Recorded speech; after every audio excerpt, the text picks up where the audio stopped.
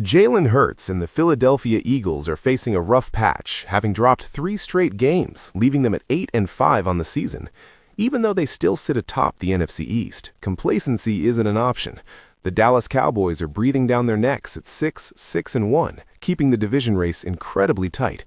Every game matters, and the Eagles know it. Philadelphia heads into Sunday's matchup against the Las Vegas Raiders, who have struggled all season with a 2-11 record.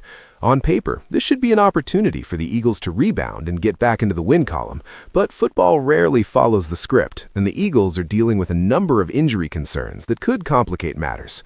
4 key players were either limited or didn't practice at all this week, putting some pressure on the coaching staff to adjust their game plan. The most critical position in question is offensive tackle. Lane Johnson, who has missed the last 3 games due to a foot injury, hasn't practiced this week and is expected to sit out again. To make things even trickier, Fred Johnson, who stepped in at right tackle, landed on the injury report with an ankle issue.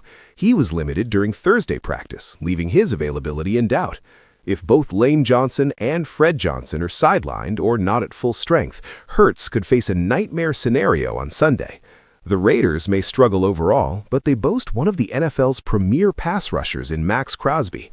Crosby has recorded 9 of Las Vegas's 25 total sacks this season and usually lines up across from the right tackle.